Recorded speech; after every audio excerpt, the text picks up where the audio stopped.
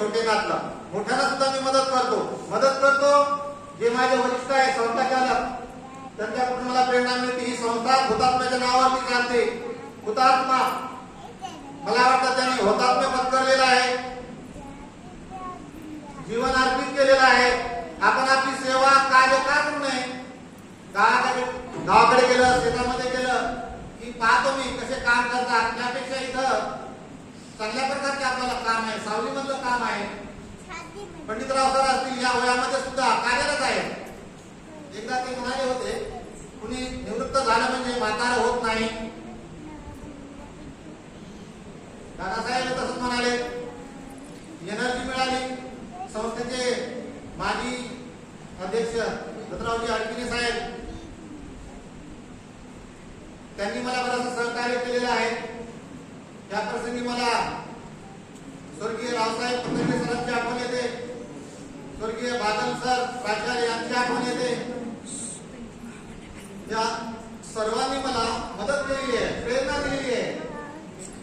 आणि ज्ञानदानाचं जे कार्य मी करू शकलो, तुम्हा सर्वांमुळे करू शकलो.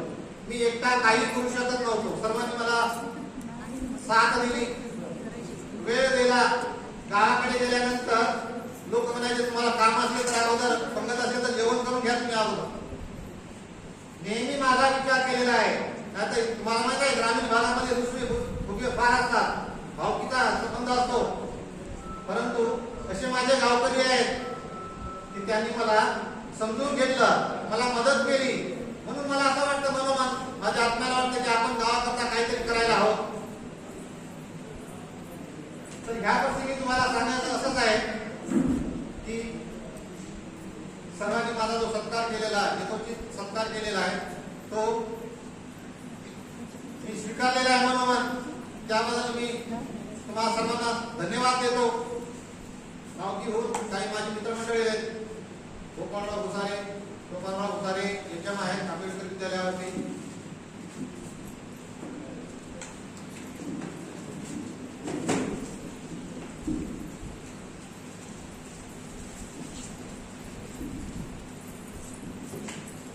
उद्या परीक्षा सुरू आहे, बिझी शेड्यूल आहे. डॉक्टर करुणा मॅडम या.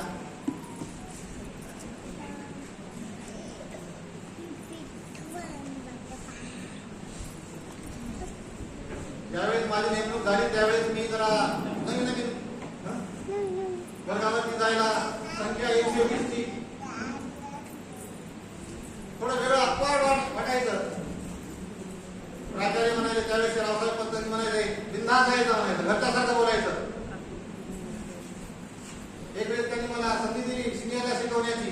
1 महिनाभर, 1.5 महिना झाला सर काय म्हणत ना, थांबा. सुरुवातीला म्हणलं बाबा मला जमणार नाही, सिनियरचं वेगळं आहे, अभ्यास करून जावा लागतो. आणि आमचं इंग्रजीचं आहे, दररोज अभ्यास करावा लागतो, ट्रान्सलेशन करावं लागतं. रावसाहेब पतंगे सर म्हणाले, काय नाही, जस्ट एंगेज करा. त्यांची एक एक खूबी मला आठवते. मी म्हणलं माझा सायकोलॉजी विषय होता, भरपूर मार्क आहेत मला, 98. असं आहे का मला? तुम्ही काय वाचलेले? सायकोलॉजी पुस्तकं. मी माणसं वाचतो म्हणून ते बरोबर हेरायचे. कोण्या व्यक्तीला काय करता येतं, कोणता गुण आहे, तसं काम करणार आहे. मी विद्यार्थ्यांमध्ये सुरुवातीला मिक्स व्हायचा. सर म्हणजे विद्यार्थ्यांमध्ये मिक्स व्हायचं, स्टेटस ठेवायचा. तर प्रत्येकाच्या काही ना काहीतरी गुणामुळे मी आजवर इथपर्यंत आलो आहे. त्या सर्वांचा श्रेय मी तुम्हा सर्वांना देतो, लहान हो सर्व. आणि शेवटी सांगायचं म्हणजे, बऱ्याच जणांनी माझ्या कुटुंबाचा उल्लेख केलेला आहे.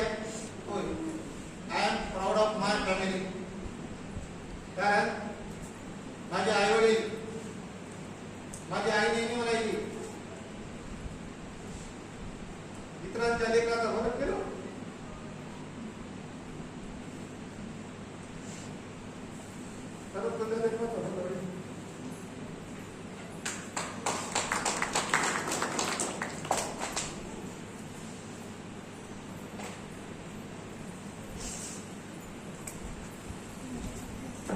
लक्षात ठेवलं.